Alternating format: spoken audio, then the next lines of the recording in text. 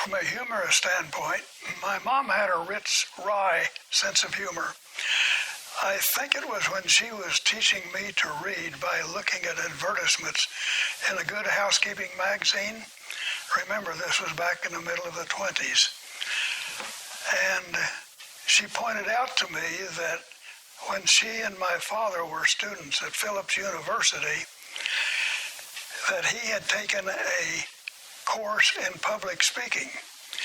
So she wanted me to know that she knew that if he had have chosen correctly, he could have had a degree that would have made it possible for him to have a bachelor in oratory from Phillips University.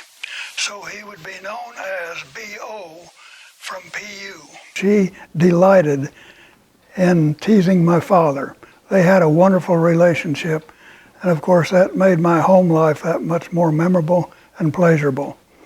I should also add that I never did feel that I was being pressured or pushed, but due to their constant teaching and coaching, I developed what I think is probably an exaggerated sense of self-importance, but also self-confidence. I should also add that both of them pointed out that the important thing, that if I made the right kind of choices, I would maintain self-respect. And both those parents emphasized over and over that self-respect was my most important possession. So I'm eternally grateful for my parentings. That's great. When we visited earlier, you talked about your father's involvement with the Mullinville, Kansas Co-op food store and also with CCA. Can you talk about that experience? Yes. When I finished my duty with the Navy, Zelma and I had intended to go back into the Extension Service, and that was interrupted by Father's request if I would come and look at a contract that he had made with the Mullinville Co-op Grocery and Locker to build a slaughterhouse as the completion was occurring of that locker plant. Those were the years immediately after World War II when freezing had become the choice to preserve foodstuffs, and consequently practically every rural community had a locker plant, and about half of these were owned by farmer groups, cooperatives. The one in Mullinville also then had added the concept of a food store to go with the locker plant. What they did not have after the organization was a slaughterhouse. And consequently, because primarily of state regulations, it became desirable to have slaughter facilities in connection with a locker plant for freezing. So Dad had made this annual agreement with the board of directors at Mullinville, Kansas to complete that and manage it for a year. At the same time, Howard Cowden had asked Dad and the former manager of the Dodge City Cooperative, a Mr. George Glenn, if those two gentlemen would join CCA in raising funds to establish facilities, and they had two projects that needed attention. One was in Oklahoma and one was in Iowa. And Mr. Cowden was rather persuasive of these two former co-op people, asking for their help. So I was sort of, quote, under the pressure to complete Dad's project. And Zelma and I both said to him that if the board of directors would approve it, Mullinville, I would do it. But I also wanted to put a 1-year limit to it, because in the back of my mind, I was still thinking Extension Service. So while we're on that, what are your you've kind of mentioned about Howard Cowden, but was that your first experience with him, or had you had a previous knowledge of Howard Cowden and Union Oil and all of that? Were they tied together, or was that a separate? They were, actually they were separate at the time, but originally they combined. My first knowledge, or my first memory of Mr. Cowden and the cooperative refinery at Phillipsburg, Kansas, occurred while I was still in high school. And that was when there was a drive in western Kansas to raise funds to complete the refinery so that farmers would have a source of refined fuel at, quote, reasonable prices. My recollection is that when we started farming in Ford County, and this would have been in 1933-34, the cost of white gasoline for tractor use was around 16 cents per gallon, delivered in 55-gallon drums, which were quite common in those days. My memory is that by 1937 or 38, there was an intensive drive to raise funds by Mr. Cowden, also by a gentleman named Snyder, who eventually became president of the Bank for Cooperatives at Wichita, but at that time was a farmer near Roselle. And he sort of led the drive along with other farm leaders. And I do remember that the extension agent, who was my treasured mentor, named F. Dean McCammon, who was a county agent in Ford County at that time, actually holding meetings and conducting drives to sell $10 stocks in this refinery. And I remember how proud I was when my dad bought one for me as well as his in this project to get refined fuels. I should also add, I have a firm memory that within 2 months after that refinery went on stream, that the Dodge City Co-op was charging 10 cents a gallon compared to 15 or 16 cents. That was a distinctive saving. And back in those Depression days, every penny counted. So that was a very favorable impression of cooperatives, and that's my first recollection. That's great. Okay. Good to go? All right. Yeah, between me and Mark. Before I ask the question, was did you do the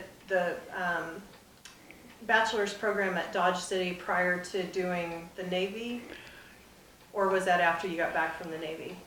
That was before the Navy. Okay, I just wanted to make sure I kind of asked some of that in order. So can you talk about your experience with the Dodge City Community College and the special program that you took? I was, all through my life, blessed with more luck than skill. For example, in high school, I had been told by County Agent Dean McCammon that there was a new program sponsored by USDA, the United States Department of Agriculture, that would make it what he thought would be an advantage for individuals that might want to take a new route to become an extension agent. And coincidentally, Dean's influence, I think, had an effect on the board that was establishing the community college at Dodge City. It was known as the Dodge City JUCO at the time, junior college. And again, we were just recovering from the Depression. This would have been 1939, 1940. That board of directors for that junior college district was so enthused about the concept of agriculture education that 2 of my 6 instructors actually held doctorates, which was very unusual for a community college staff. In retrospect, thinking about what Dr. Jasper French, who ended up, I think, as director of alumni for Fort Collins, Colorado State, and the other one was a Dr. Harold Sage, who came from New York. And he taught primarily chemistry and other sciences, as well as botany. And then I had zoology from Dr. French. The course was to get 60 hours of science, which was not conventional for a community college. especially a liberal arts college. The objective of those 60 hours of science then would be backed by 3 years of employment under the supervision of an extension agent that was willing to participate, supervised by any state agency in extension service. I do know that Colorado did not participate in the program. I do know that Kansas State did, but only for a short period of time. And I mentioned that I was lucky because I was a participant of that short period of time. So by the time that I had finished those 60 hours, then Selma and I had the next goal of getting these 3 required years. One of those years had to be on a farm not related and as an employee that had responsibilities of management. Again, pure luck. The Reinhardt brothers at Dodge City were reaching the age of retirement, and they had 2 farms that they wanted to, quote, get in shape to put on the market. So E.G. Reinhardt hired me for that year, and I had the joy actually of doing what everybody dreams of, and that is shaping up the farm as it would be marketable rather than for production. But of course, along with that, to do that, we had a great year of production. I should also add that the then existing county agent in Ford County was named John P. Perrier. And John was extremely helpful in helping me then and actually guiding me to get that year of experience and performance. And it was his report then that got me started.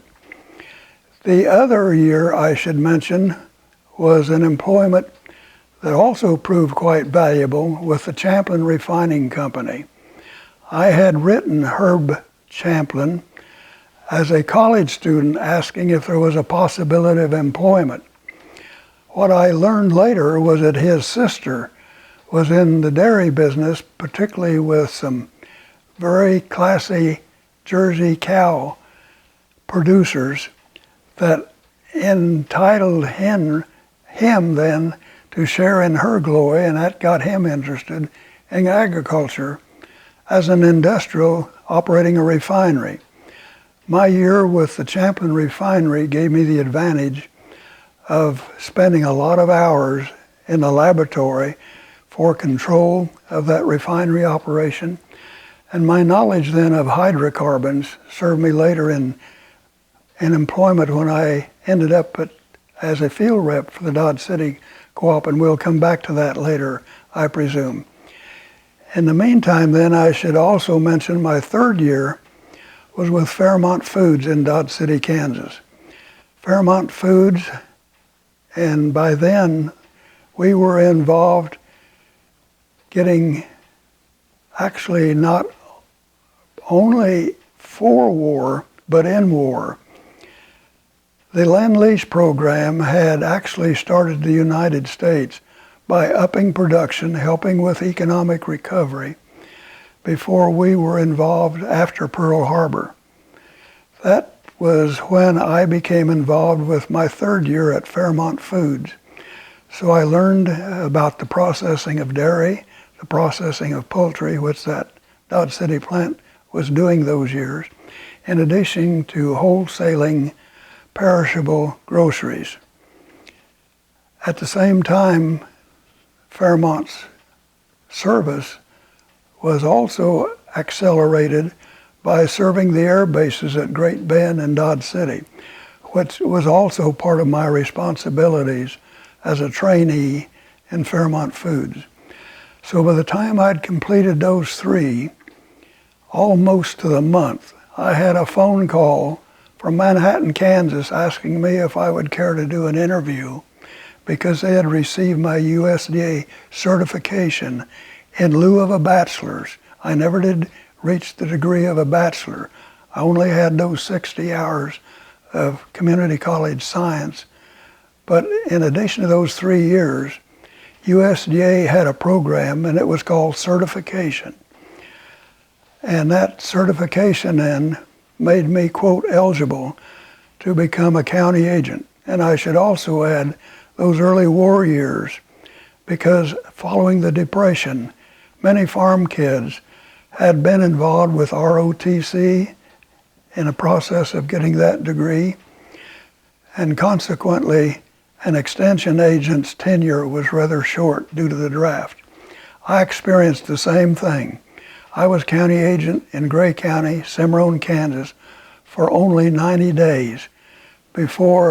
Just before Christmas, I picked up a mail that had a postmark of my birth date, 1922, was repeated as 1944, December 22nd, the postmark on that envelope.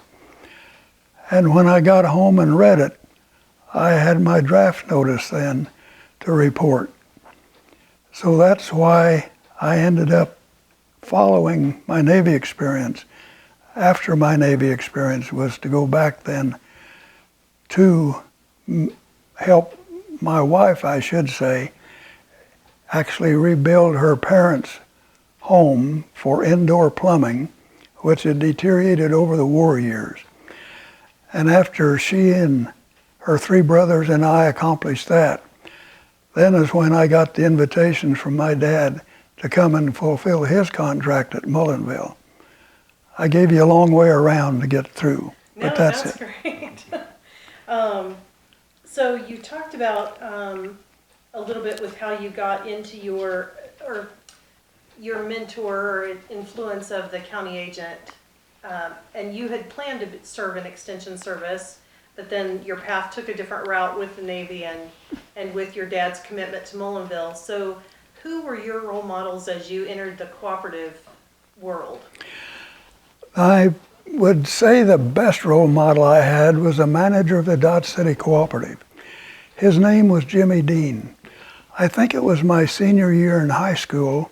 I was attending an achievement banquet for all 4-H kids, and we were in the dining room of the Fort Dodge dining hall one cold, bitter night, and I still remember distinctly when Mr. Dean actually complimented some of we people who had done exceedingly well in 4-H and literally challenged us to consider working for farm families as a career. He never really emphasized co-ops, but he did make this remark. He said, "I'd like to point out to you students and children that the only business people in America that have it backwards, they buy at retail, they sell at wholesale, and they pay the freight both ways. That's the American farmer and the American ranch families." And he said, as you might suspect then, we people who work in cooperatives have the feeling that a cooperative is a good tool for farm families and ranch families to use to increase their standard of living. That made an impression to me because I had been the son of a retail merchant before I became the son of a farmer. So his remarks really made an impact on my mentality. It didn't really, I would say, gel until later when Dad asked me then to fulfill his contract in Mullenville. Now, did you mention previously, or am I misremembering, did your dad help sell the shares for CCA? Is that? He did not at that time. Not at that time. No, Okay. that came after he left Mullenville. Okay, we'll get to that then. Well, actually, so you, did CCA come first or Dodge City where you worked for the co-op? That came years later. Which one was after Mullenville?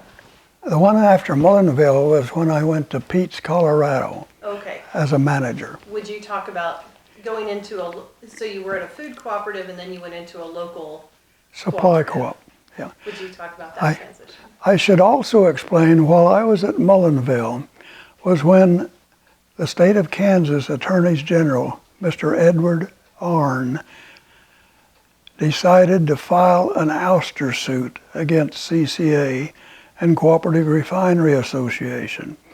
And his objective was to make it illegal for farmer cooperatives to operate a refinery. Well, from my high school days, I remembered the advantage of 15 cent per gallon fuel compared to 10. When I became aware as a grocery co-op manager that Mr. Arnn was doing something that seemed to me to be dramatically wrong, and even question the morality of his actions. And if anything cemented my mind that it was going to be a career of cooperatives as competing with that in extension, I think Mr. Arnn's actions are what really put the burr under my saddle to go to bat for farmers. And as I was completing, and of course everybody connected with CCA, I assumed through my dad and the other co-op leaders that I had already committed myself only for a year at Mullinville. And the reason for that is I thought there were other positions in cooperatives that were more important than a grocery store and locker operation. And so it was due to another co-op employee of CCA's that was named Guy Williams that invited me to place an application at Pete's. Pete's had been Guy's hometown. He had a brother on the board at Pete's. And Guy was a fieldman in Colorado, Nebraska, and Wyoming for Mr. Cowden and the staff from Kansas City. So of course I was eager to make that application because the timing was perfect. And I did meet with the board, and because they had had a severe loss the previous year, and help was very short, this was still recovery period after World War II. It was easy for them to say yes because they had no other choices. And so I got to, quote, get my real start in a general purpose cooperative in Pete's, Colorado. That's great. Do you need a break or anything? No, I'm fine. Okay. I got a question. A lot of, I hear a lot of the common theme, Coner, you always say you're lucky, but you seem to step into spots where you feel like you can help and where your expertise has a very nuanced way of actually fitting the job. And you talked about self-respect before, of helping, and that aspect of co-op. Do you think that was really valuable as you were going forward? Did that have more value of you helping the farmers out, or was that always a part of it? That was definitely a part of it, and part of that, I should explain, was during the Depression years and World War II, our total society was dramatically different, in my opinion, as that compared today. Let me give you an example of my thinking. We've not won a conflict since World War II, and we've been heavily involved, financially, morally. It's been very, very costly. And I'm embarrassed that we, quote, are not totally involved when we get involved in Vietnam, Korea, or even more recent. It seems to me that a beautiful part of society, probably due to the Depression and those Dust Bowl days, is caring for each other. And the fact that everybody, it seemed to me, knew that the best way to live was to work for society and others. And all of the good things that happened were primarily, in my opinion, due to educators and religious leaders.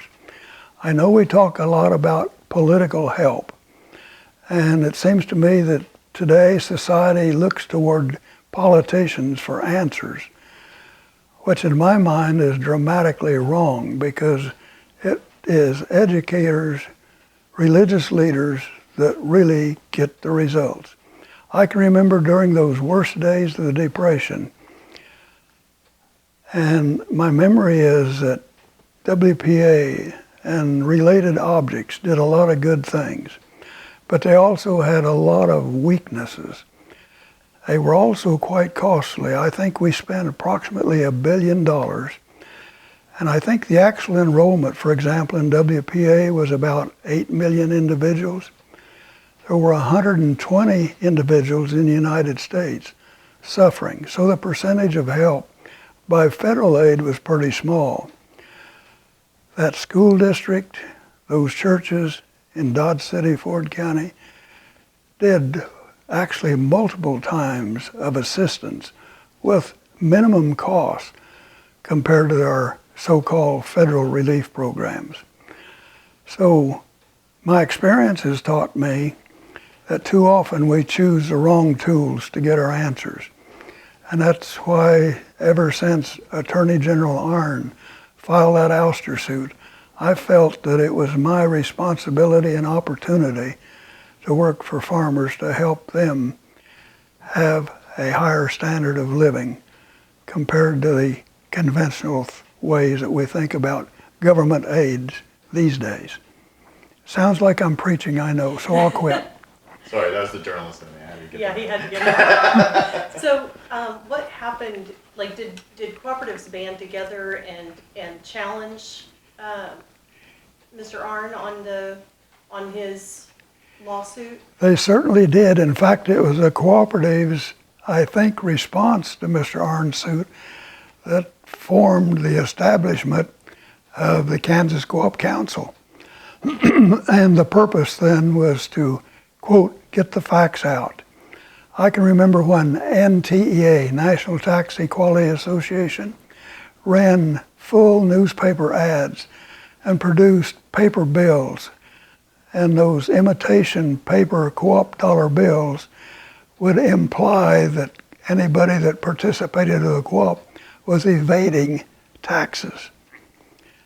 And the irony of the situation was, at that time, I'm pretty confident that there were more cooperatives in Kansas that did not utilize a letter of exemption from USDA's and IRA, as well as the Treasury Department. There were letters of exemption available by meeting certain requirements. I'm quite confident even yet today that the majority of cooperatives in the state of Kansas do not use that letter of exemption. They pay taxes on non-member business just as any other corporation or business or partnership would.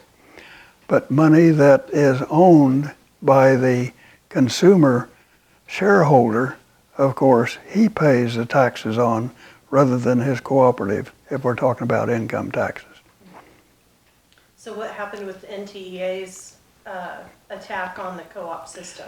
They finally folded when they actually, I think, and it was due to the response. It was the first time really that I think cooperative leaders in Kansas had got serious about doing the job in education that those Rochdale weavers from England many years earlier had incorporated in their list of principles. And so in the long run, with the benefit of hindsight, NTA probably did cooperatives a favor. That's great. Okay, so you're now at Pete's, and then what was your next move in your career? I mentioned Guy Williams as being an influence in getting me to Pete's. Had an unusual successful year, and I must be quick to admit that any dummy in 1945, 46, 47, these were after the war. Everything was in high demand. There was a shortage of people to do the job, so it was easy to get work. There was a shortage of supplies, so anything could be sold at a profit. So anybody that couldn't make money in a business had to have had some severe handicap. So I had a easy, successful year at Pete's. That success then influenced Guy Williams to influence Mr. Cowden and his staff, which included Homer Young for distribution and Glenn Fox, who was in charge of finance, to interview me because Guy wanted to have 3 fieldmen. He wanted one to work western Nebraska and Wyoming. He wanted one for the east half of Colorado and another for the west half of Colorado. And he wanted to become Area 1 supervisor, which did occur. And I was his first choice and got the job of field work in Nebraska and Wyoming. And the reason it was chosen first is because Consumers Co-op Association had just contracted to purchase Terry Carpenter's refinery at Scottsbluff, Nebraska, which included a warehouse. So I then inherited the job in a brand new purchase of CCA's to convert those numerous service stations in various communities to farmer cooperatives, as well as to supply the existing cooperatives. So again, luck and timing was ideal for my career. So then, was there competition as you dealt with oil companies, as you were dealing with CCA and making this transition into the farmer cooperative system with these different service stations? You know, ironically, I did not experience as much competition in western Nebraska and Wyoming as I did later in southwest Kansas, which will sound a bit mysterious until I explain a bit later how and why that happened. The Terry Carpenter had been a very successful distributor and owned practically a service station in every trade center in western Nebraska and eastern Wyoming. And so when he sold that refinery, it was almost automatic that somebody needed to pick up the slack. And this was a time again when there was a shortage of materials, so farmers were quick and easy to become organized to form local supply cooperatives in that geographic area. So the competition was, quote, like shooting fish in a barrel. They signed up and were easily organized, and of course that attributed to my so-called success as a field rep.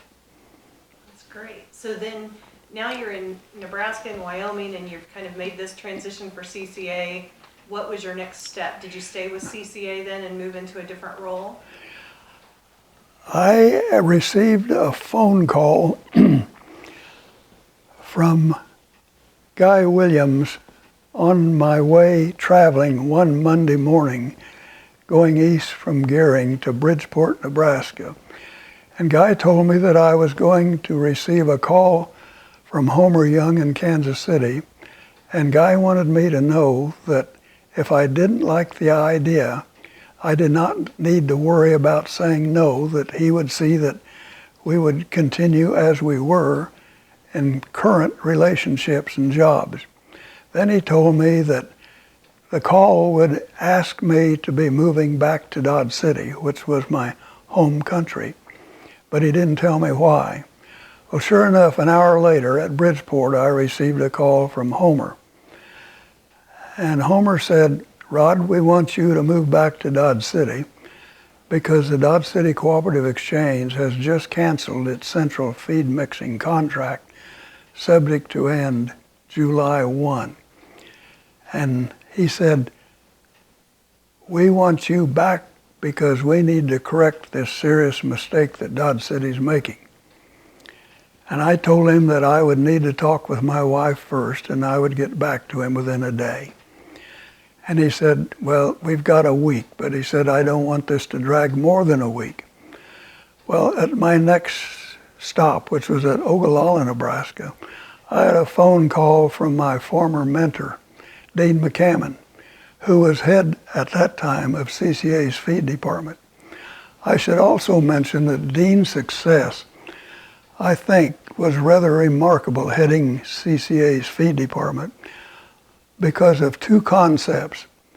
Instead of CCA actually owning a feed mill, it was Dean's idea that local cooperatives strategically placed over the trade territory would each operate its own individual feed mill and service then several other cooperatives with a mixer, grinder, processor, pelleter, and that the objective would be what K-State had established as open formula feeds. The tag listed the ingredients and the percentage of each. So any dummy could figure what the value of that bag of feed should be. And this open formula concept made it easy to sell co-op feed and was ideal. So for my entire life, I've been so grateful of Dean McCammon's moxie, and I should also add the feed tech and mill headquarters on campus in Manhattan for working together and making that a remarkable, valuable success for farmers in feed supplements. Great, so now you're back at Dodge City. And Yeah. are you working for the Dodge City Cooperative, or are you working for CCA in Dodge City? That's the irony. It never entered my mind that my objective was, quote, to bypass Dodge City Cooperative and literally freeze that manager and board of directors, quote, back into common sense. My job was to get well acquainted with feed mills at Kinsley and Larned, Kansas, two other local cooperatives that had the right kind of facilities. They also had adequate trucks. So by the first Monday morning in July, I had the responsibility of calling every cooperative that retail feed in southwest Kansas that did not have its own mixing facilities and solicit their business and explain to them why this was being done. A week before that, of course, letters had gone out, both from Dodge City Co-op and from CCA in Kansas City, explaining what had transpired. And it was amazing to me how easy my job came. I did not have a single manager that refused not to stick with CCA. And of course there was other reasons. Their source of supply of everything else of importance to them depended on a comfortable relationship, plus they had an investment. They were stockholders in CCA. So it would be quite ridiculous for anybody to think that it would have gone otherwise. So again, more luck than skill. But again, Rod Simpson's career continued to advance, whether I earned it or not. There was one other thing I'd like to add, and you mentioned humor. This phone job on those Monday mornings was taking entirely too long. So I called Maul Bell and asked if I could come and visit with the supervisor of the operators. I got a wonderful reception. What I was asking for was permission for a long-distance operator to stay on the line with me and to take my list and to have the succeeding calls up as I was ready for them. The neat part about this, the first operator I worked with, her name I remember was Alta. Her last name was Duvall. Believe it or not, 3 years later, she married Zelma's brother, or my brother-in-law. Now, this gets even better. Her successor, when she was advanced to supervisor, was another lady. This one was named Cynthia. And Cynthia Miller was single at the time. And after another 2 years, she married another brother of Zelma's.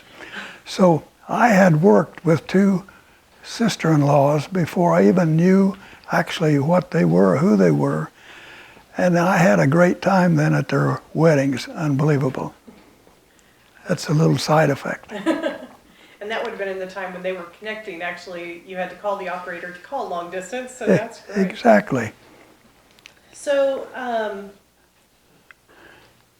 did you ever work for Dodge City Co-op, or I did. You did? Yes. Was that your next step, or First I told you I'd come back to competition. Yes. The Kansas Farmers Service, which was an auditing firm, a cooperative auditing firm, had a relationship with two refiners, one Skelly, one Derby. And if a local cooperative bought their supplies from either of those two refineries, there was a kickback of 1/8 of a cent per gallon, or 5 cents on lube oil, per gallon and a fraction thereof for quarts, and or 2 cents a pound on greases. All of this then was from those, quote, competitive suppliers from CCA standpoint, because we had a refinery in Coffeyville, we had a refinery in McPherson, we had Phillipsburg, and then I don't know whether the public knows it or not, but there's also a lot of exchanges that goes on. You can go to McPherson, Kansas and see Standard Oil bulk wagons pulling out. And you can go, for example, in Cheyenne, Wyoming, and see co-op semis loading up at Standard Oils. This exchange works to the benefit of all suppliers.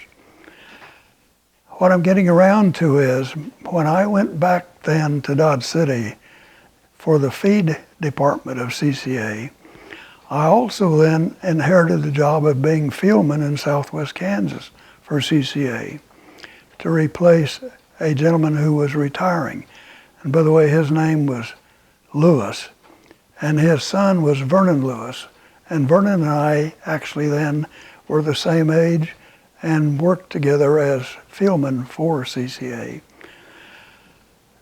So I had a strong connection then with the Lewises, and Vernon gave me a lot of help.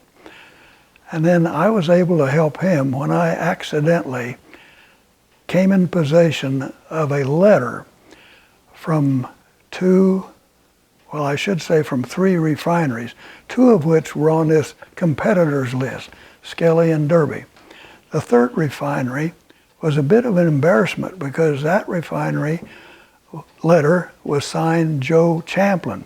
And it was Joe's father, Herb Champlin, that had given me my break fresh out of college when I needed that year's experience in refined fuels. So that hurt to see that Joe was taking a position against cooperatives when his father had been pro-agriculture. And I got to talk with him later, by the way, about that. He never would admit he was sorry, but he did admit that he was wrong. Now, back to this thing of competitive. With that letter, it made it very easy because there was 2 or 3 paragraphs in that letter that were, quote, not quite accurate and were anti-cooperatives. So I didn't have much trouble showing the copy of that letter to boards of directors of Southwest Kansas, who very quickly then were eager to sign up in order to save face and do the right thing of joining hands in with CCA as a source of supplier. In 1950, when I ended up back in Dodge City to represent Southwest Kansas for CCA, there were 13 of those, quote, rogue co-ops. And within a year, we'd corrected all but 1 of them. And we got that other one then the following year. So that was good times too. So then you're now you're territory salesman. You've got everybody kind of on the same page, or you're the Southwest fieldman, I guess I should say. Correct. What is your next step? After those 15 years of being an absentee father and husband, I had the opportunity, and it was totally unknown to me, but the Dodge City Board of Directors instructed their manager to hire me as an assistant to him, and their primary reason I was not aware of when I accepted the job. The primary reason was because Dodge City accounts receivable were way out of position. That never was mentioned until after I'd accepted the job. My job was to do the same thing with individual farmers as a field rep that I had learned to do in extension, and that is help farmers with any kind of knowledge that I had. And I'll tell you some examples. But in taking that job, I learned then that Dodge City Co-op management, in my opinion, was primarily for the job and not with much enthusiasm about helping farmers, which to me explained the cancellation of the feed contract earlier. So I actually went on a mission as an employee of the Dodge City Co-op to make cooperators out of the administration of the co-op as well as employees. So I did employee training meetings. I explained the principles that we got from those weavers in Great Britain 100 years earlier, and how important it was for employees to be sold on the co-op system, and that loyalty was an important part of the game. And eventually that even, I think, penetrated to the boards of directors. The job at Dodge City was pure joy for me. I had more fun doing what I had learned during my goal of becoming an extension agent for farmers in Dodge City. Let me give you one example. This was about the time that butane and propane was becoming considerable advantage price-wise for farm power, for tractors, for example, and irrigation engines.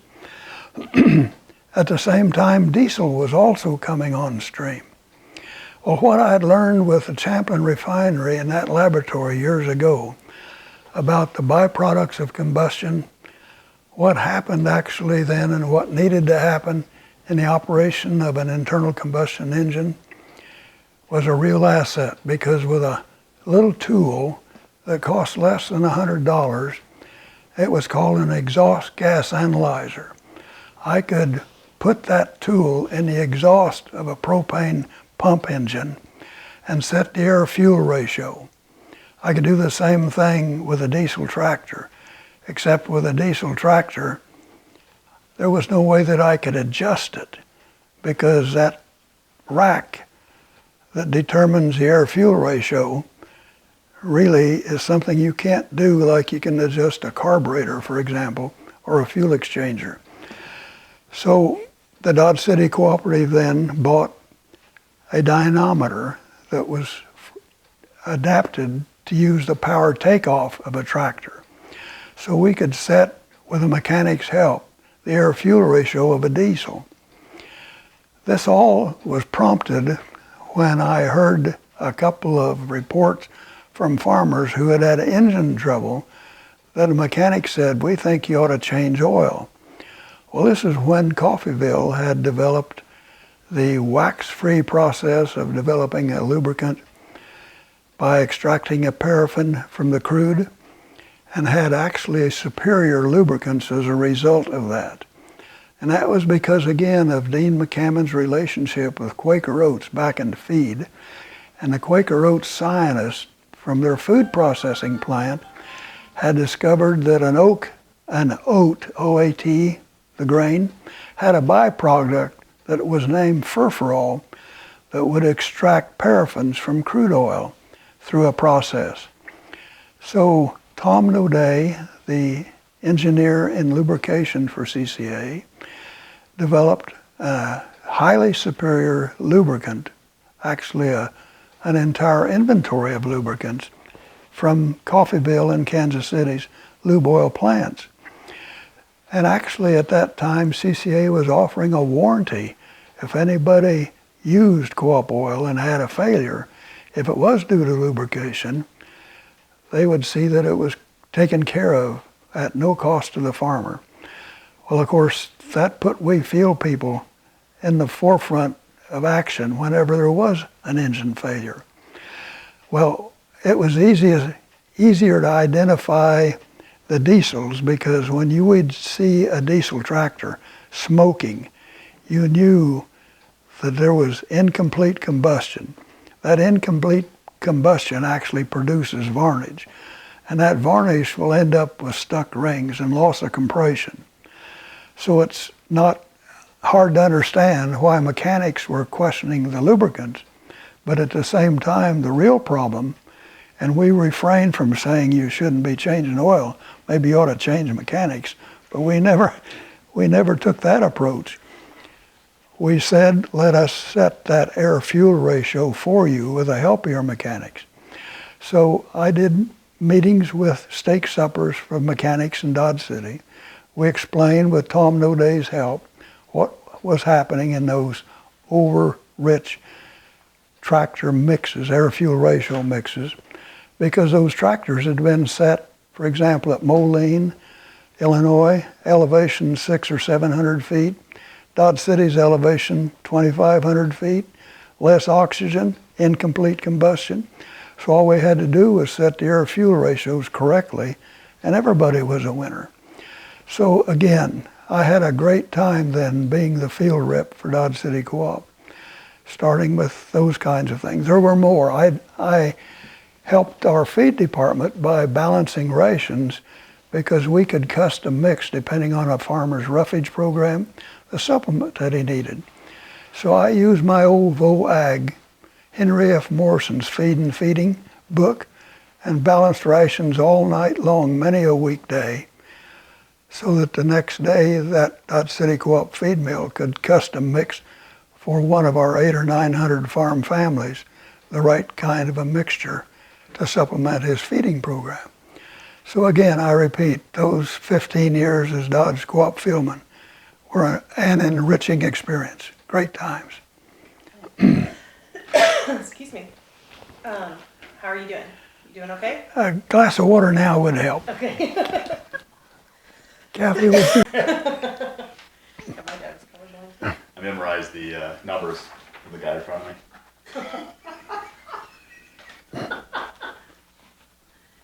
All right. So we're good? Yes. Okay.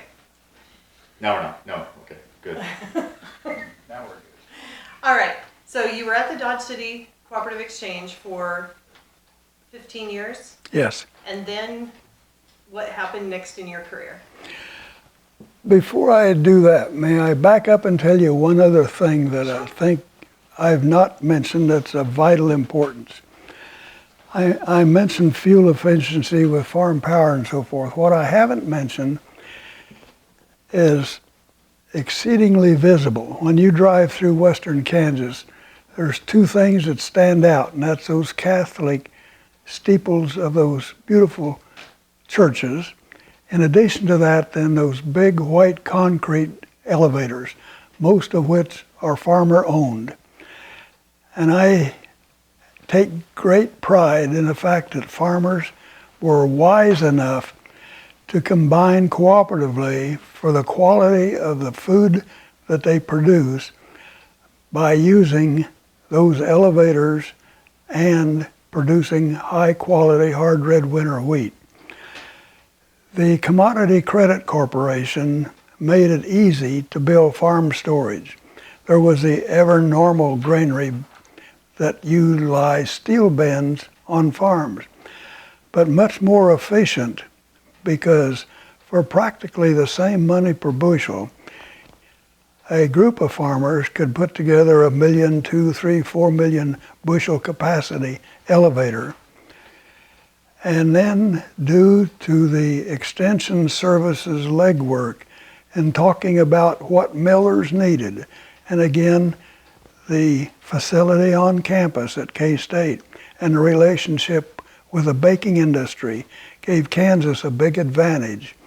And I've always been proud of the fact that cooperatives then were eager to work with Extension Service in getting the word to farmers of the importance of setting that combine correctly so that the grain they delivered to that elevator was dry and storageable and not perishable, or if it was still high in moisture, that there was a facility to dry it and maintain the quality that produced the kind of food that America needs. While I'm at that, I'd like to point out that the decade of my birth, I've been told that as early as 1920 to 22, the average cost for the average family of their food bill was near 35, sometimes as much, depending on geographic locations, as 40% of their income. By 1935, that had been halved. Part of that was, of course, due to the Depression. But again, by the time of World War II's completion, and I think even yet today, the average family's income does not require more than 10% for food. That's quite an achievement when you think about all of the rest of the costs of survival and enjoyment of life. The fact that nothing has matched the efficiency of the American farmer, and to a high degree benefited by cooperatives of all kinds in producing food at remarkably low prices of extreme high quality. Enough of that sermon. So I got the call again on a Monday morning, and this one was from my manager at Dodge City. He noted that I had not been into my desk to pick up a note he'd left for me because I'd gone direct from home up to Hanston to deliver a tank of ammonia. And that note, he explained to me, was an urgent call from Jimmy Dean and Hutchinson wanting to know if I would come for an interview.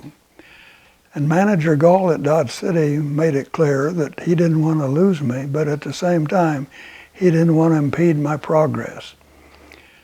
I learned an hour later then that Jimmy was asking me to come to Hutchinson because he wanted me to report to a gentleman named Don Minnis, and I would then be responsible for Area 6 as a field rep in Dodge City. So 2 days later, I was in Hutch, spent an hour with Mr. Dean. This is the same manager that some 45 years earlier had used the argument at Dodge City of the value of cooperatives for farm families. I should also mention that when the Deans lived in Dodge City, my mother took care of their son as a babysitter. So again, I thought I had an in. I had one other factor that I needed to clear with Jimmy. When I took the management job at Peets, Colorado, was the same year that Jimmy Dean had talked Homer Young into a delivery of a 30,000-gallon propane tank for the Dodge City Co-op, when it had already been designated for an association of cooperatives in northeast Colorado. And Jimmy talked Homer into diverting that. Consequently, we Coloradoans were another month late getting our propane tank. So I reminded Jimmy of that. He took it good-naturedly, of course. And then he asked me about my mother, of course. So we had a good relationship. That was when I first met then Don Minnis. And ironically, as we visited, we learned that we both had done what we each had individually, unknowingly, called kitchen table conferences. We would go and visit farm families individually as a rep of the cooperative. And I think that John Miner will come back to that later on. I should also mention that I had asked Jimmy for another privilege. I had been appointed administrator of an estate, or rather sizable ones, that became known as the Scroggins Foundation. So I needed some personal time in addition to the job. I also didn't want to move from Dodge City because I knew I had the best health care and the best school system in southwest Kansas, and I didn't want to be forced to move to Hutchinson, with all due respect to Reno County. And Jimmy said I could live any place I wanted to as long as I did my job, and he wanted me primarily to work with boards of directors and managers and recruit employees. And of course that recruit employees was from Don Minnis, indirectly. I think I probably have taken too long to answer your question. No, you haven't. It's great.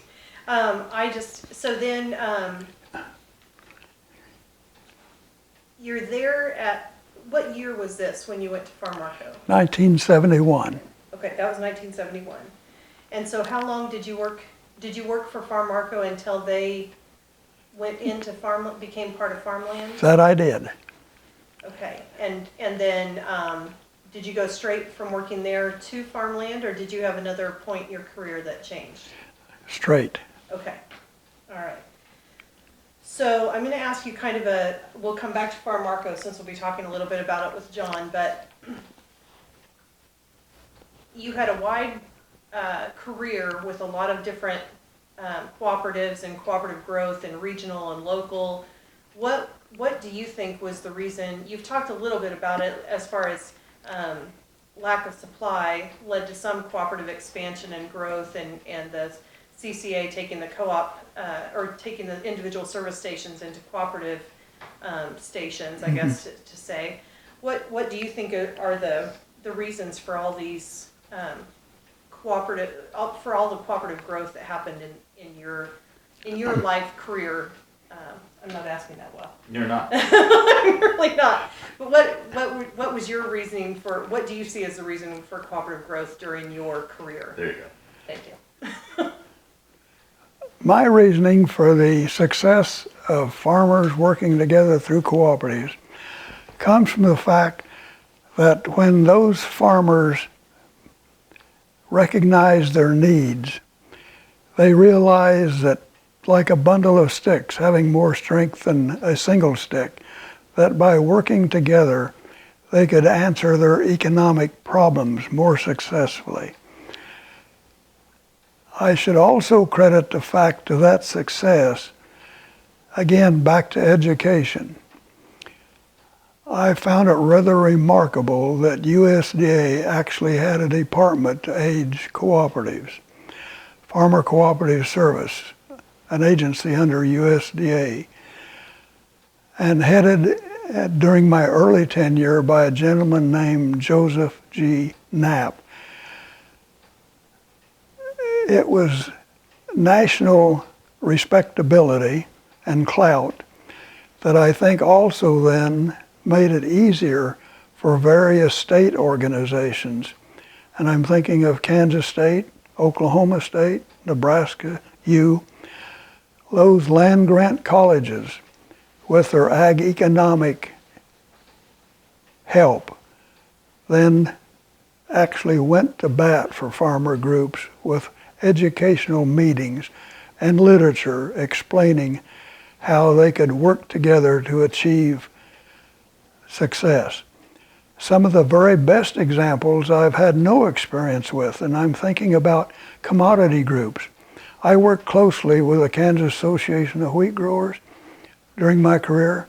I've always been disappointed that as a commodity group, we were never able to achieve the success, for example, that California fruit growers with Sunkist, bee, honey from those hive producers, or Welch grape juice. There's dozens of excellent examples how commodity groups have worked together to achieve success.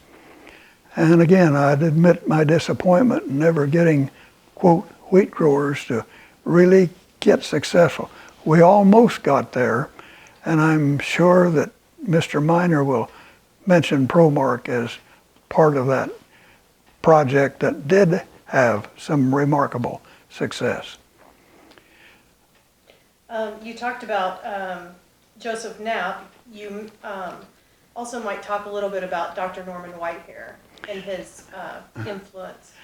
It was coincidental with my move back from Nebraska to southwest Kansas and working with the Dodge City Co-op locally, that then I was privileged to work with Ford County's county agent, and that was a source then of our valued help from Dr. Norman Whitehair, the ag economist and extension for the state of Kansas.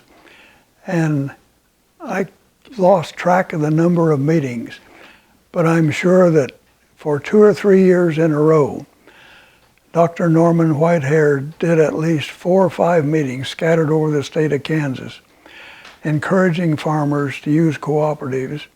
And I remember one of them distinctly was in the connection of how much more efficient it was for farmers to store and market their grain through cooperatives from a quality standpoint.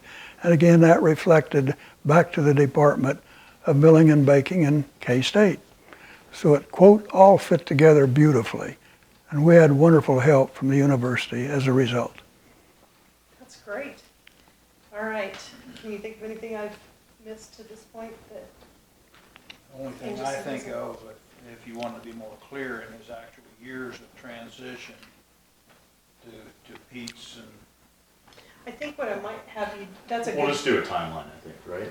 Yeah, and so I'll probably maybe have you write that down and just tell me which years you were doing service. That might be a little more. Chronological. Thank you, though. I appreciate that, because I should have asked for that prior to this. It would have helped with some of that. Okay, so I think now we're going to transition to the joint. Okay, John, what is your background? Where did you grow up, and what is your childhood connection to cooperatives? I grew up in southwest Kansas, Ford County. Dodge City was the county seat, and we lived on a dryland farm on the southern edge of Ford County. Times were tough, times were hard, and the wind liked to blow in the 50s, and I literally saw the dirt pile up in fence rows in the 50s as we had happen in the 30s. And I learned the value of cooperatives in those years because my grandfather became a board member of the then Bloom Cooperative Exchange, which merged with the Mineola Cooperative Exchange later. But as a board member, I asked him what he did as a board member, and he went to meetings. Well, what do you do with the meetings? We tried to discover ways to help farmers improve their lot in life and their income. And so I began to understand at that time what a cooperative was about and what it was for. And along about that same time, coincidentally, the CCA group was trying to start a fertilizer plant. And I remember Granddad and Grandmother talking about putting egg money aside to be able to put into that cooperative fertilizer plant that they were planning to build and talking to farmers about. So, how did the two of you meet, and what prompted you, Rod, to reach out to John and tap him for the cooperative system? You were working for CCA at the time, I believe. Is that correct? No, I was a Farmarco You were with Farmarco. employee at the time. Okay. And I reported to Don Minnis. Don Minnis had managed Haven, Kansas, and had a uniquely successful management career. So Jimmy Dean hired him then to head up what was a new department in Farmarco. And I've referred to it as the educational department of Farmarco because our primary task was to recruit employees for local cooperatives. And Don initially structured this by getting leadership of educators primarily from community colleges. I regret to admit there wasn't a single four-year college in the state of Kansas that was willing to give Don time according to what I've been told at that time. Later, that was changed. Initially, Don had at least a dozen community colleges scattered over the entire state. And in the development of the process, they had held a couple or three meetings in Kansas, primarily I think at Hutchinson in the Wiley building, which was then the office. And the objective was to develop a 2-year curriculum for a community college to prepare a cooperative employee in all phases, from accounting through to the serious work of managing grain or whatever. And then my job was to take that curriculum and visit Bo Ag High School departments to get employees interested, future employees interested in that potential. So I had visited probably a dozen before I ended up in Scott City. And when I visited Scott City, I knew what a co-op ag department should be, because in my high school years I was blessed with 3 uniquely superior VOAG instructors, one year after the next. When I witnessed John Miner in the Scott City High School department, it was amazing. The students were all, I thought, remarkably well-groomed, attentive, obedient, courteous, and that department was an exemplar, I'd say, exhibit.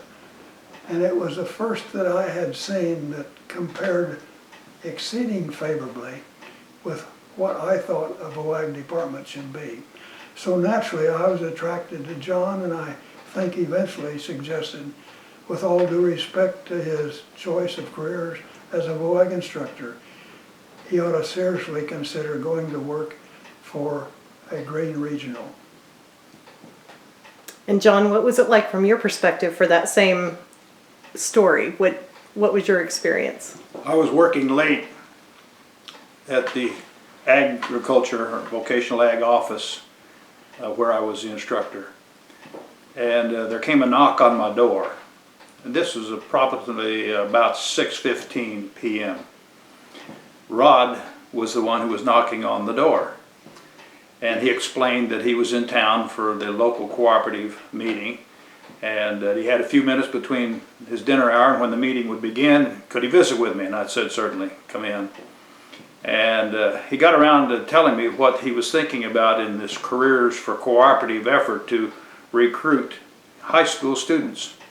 And then he asked me if I would be able to provide him a list of all the vocational agriculture and FFA instructors in the state of Kansas. And I thought a minute and I said, no, I don't think I could do that, Rod. I don't believe I should be giving out everyone's address and the names to an entity that, even though they have good intentions, I would need to check with the state and make sure that that was all right. And Rod began to explain to me a little more about the program, how they were going to go to local cooperatives and encourage managers to provide a scholarship for students to go to community college. And they would also have help in developing a curriculum so that students could continue their education, but the local cooperative would provide an internship during the summer months to work and gain work experience at the cooperative. Well, that kind of lit my fire, and I said, Rod, I tell you what, let's go down and unlock the office where I can make a photostat copy, and I'll send a letter to the state indicating what I've done and the value I felt in providing that list of names. And on the way to the office, I said to him, I said, there is something though that you should know. I have resigned my position here at the high school after 4 years of instruction, and we'll be looking for something else, and I'm not sure what I'm going to do. But they do have my resignation. I have not made a career decision where to go. And that's when Rod slipped into the gap and said, I think I know something that might be of interest to you. And we began to talk at that point and continued our conversations until later in the summer. And Rod made an overture to the local cooperative manager that I would be considered as a temporary management trainee on their payroll staff, and that Farmarco would share in that salary benefit. And so I interviewed with the local cooperative manager, who I knew. I had his son in my classes, and each year during October I would invite the co-op manager, both from the REA and from the production cooperative or agriculture cooperative, to come and visit with my class. And we had sessions dealing with cooperatives all through the month of October. And that had been an ongoing program that I had used for several years. So the connection was made on that day in March when Rod knocked on my door, and I had made the decision to move on in a career. So then you went to, you worked at the Scott City Co-op. Yes. And then but as kind of a Scott City Farmarco employee, or were you considered a full Scott City employee? I was considered a full Scott City employee, but Farmarco, behind the scenes, subsidized my salary and made available management training to me. And the agreement was that I would work for a year at the cooperative and move from department to department. and nothing was to be left out, that if it meant sweeping floors, counting inventory during audit, harvest, unloading trucks, that I should be given the opportunity to have experience in all departments. And the general manager there agreed to that. And then what happened after that year? Well, it was short a year. I received a phone call, and Rod had coached me that I would be receiving a phone call from this Don Menace he is referenced to. And I got the call, and to my surprise, he wanted me to come to Hutchinson, Kansas. Well, I knew that was headquarters, and they were helping with my salary, so my first concern was, had I done something wrong, and was going to be called on the carpet. And so I inquired a little bit further, and he said, no, I'd like to visit with you in person and have you come to Hutchinson, Kansas. And he got there, I got there, and he said to me, we have two opportunities for you to interview. One for a fieldman for Farmarco to service our customers in the country. And the other is, I'm expanding my educational department here, and I need someone to head up the Careers and Cooperative program and do training for elevator employees of local cooperatives. And I'd like to interview you first for that position, which he did. And after an hour, he said, well, I have no further questions, do you? And I'd like you to go downstairs and visit with the man in charge of the fieldman. And then come back up and let me know what your decision would be. And so I completed both interviews and went back upstairs to where Don Menace was in the Wiley building and told him that I wasn't totally comfortable with being a fieldman because I felt that I lacked some experience that a fieldman should have. But the educational part I was very confident and comfortable with, and that would be my choice, and that I would visit with my wife. And he said, well, I'd like you to start February 1st. So that was less than a full year. And so on February 1st, then I became an employee of Farmarco, heading up their educational department. Great. So you both worked for Farmarco, and you probably saw a lot of changes in the times that you were there. We won't go quite to the end just yet, but well, and even we could talk previously, Rod, through your cooperative career. But what changes took place, like from the technology standpoint, from management standpoint, from cooperative membership standpoint? You know, consolidations that you saw. What you can start with one and maybe work out to the others, but I guess first start with what changes you think had the most significant impact maybe on your time. The first thing that comes to my mind is, quote, the electronic age.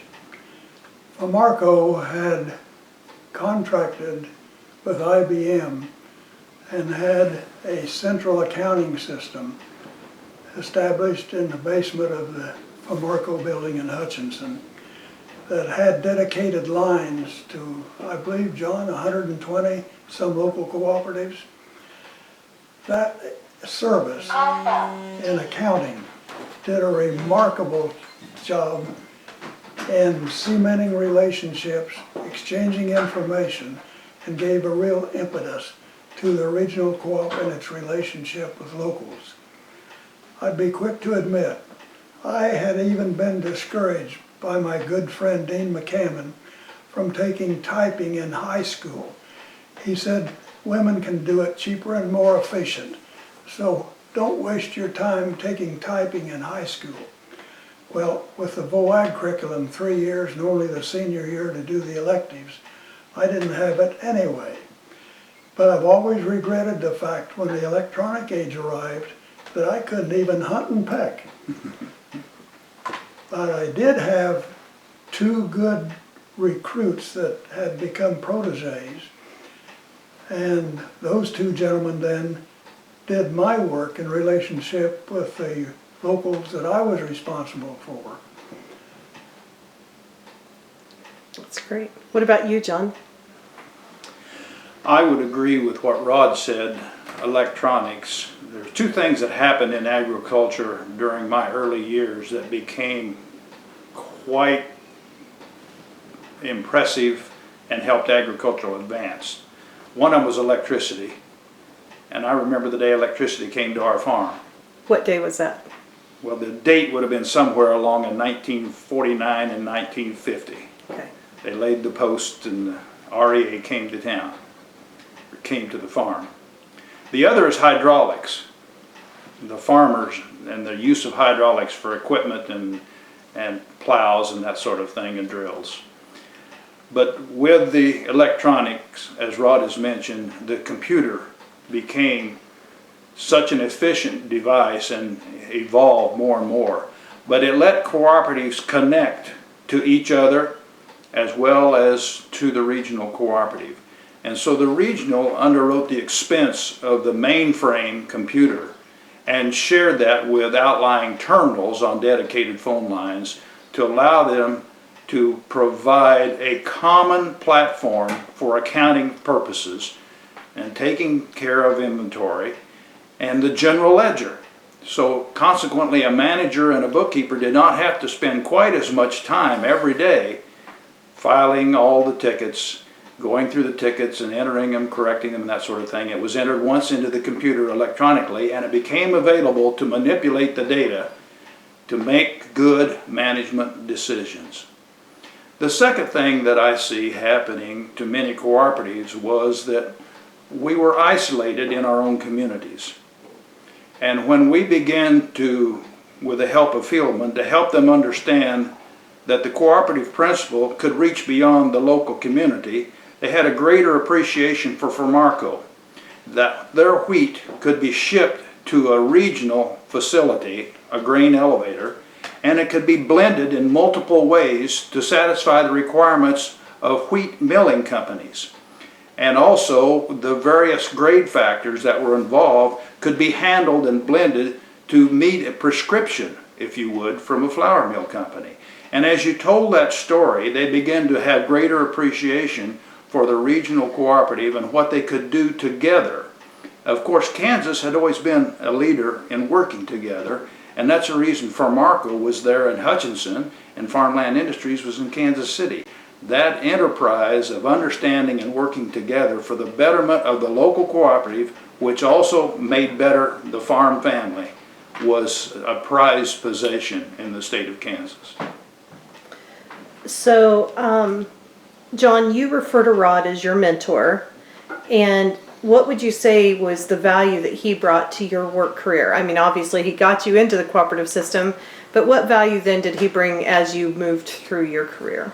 First, Rod picked me up on my first day of work, and we sat together in the seat of a car, and he said, "You're not going to see me do much today because we're going to go visit local elevators and call on managers, and what we're going to talk about, the focus of our visit, is going to be claiming losses on railroad transit."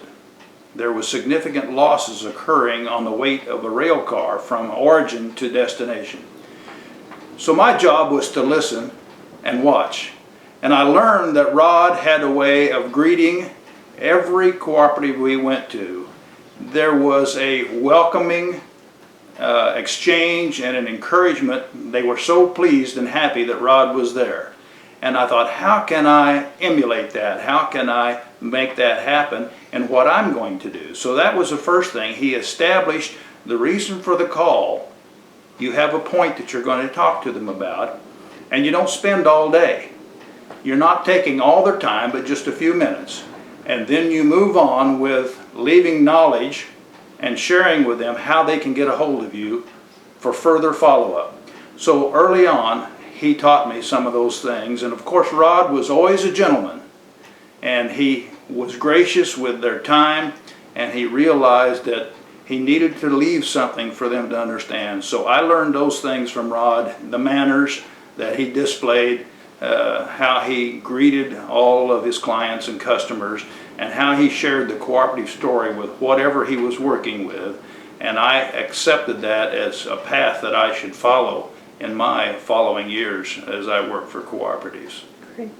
So Rod, did you willingly know that you were kind of a mentor, or was this just a natural part of the management process to you? I think it was just a natural. Goes all the way back to my toddler instructions from my mother, from my father. It was, quote, "People are what are important. You learn to like people and It's always a pleasure. And then you recognize calibers of people. Everybody's different. And those that are a bit more competent are more fun to work with. May I take just a minute and point out another thing? I remember later, probably 2 or 3 years later, John and I were in west central Nebraska. I think maybe it was Grand Island, John. And we were to do a seminar for a group of elevator superintendents, is my memory. Anyhow, at breakfast that morning, I ruined a jawbone when I bit down on a bone in a sausage at breakfast. I could not speak for several days. So John not only did his part of the program for those couple of days, he did mine. And it became quite obvious to me that John was better doing mine than I had been. So that made it easier to transfer some other responsibilities to John. When we both ended up in Kansas City at the training center, I still got requests to go to co-op meetings, board and annuals, from previous relationships, and they got to be burdensome. So it became very easy after that experience, finding John's really competencies exceeded mine, that when people asked for a speaker, I had an ace for them. I gave them John Miner's name, and he did many of them. That relieved me of that responsibility and enhanced my progress toward retirement.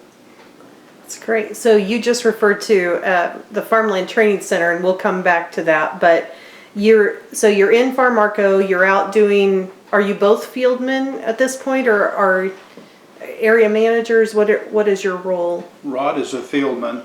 I am the education coordinator, and it was my job to plan and prepare a curriculum, schedule meetings for elevator superintendents and for general managers and for new employees, and schedule those in out-of-the-way places so they didn't spend all day driving or have a motel expense. So I would go to a local community and invite 5, 6, 10 other surrounding elevators and local cooperatives to come and attend that meeting.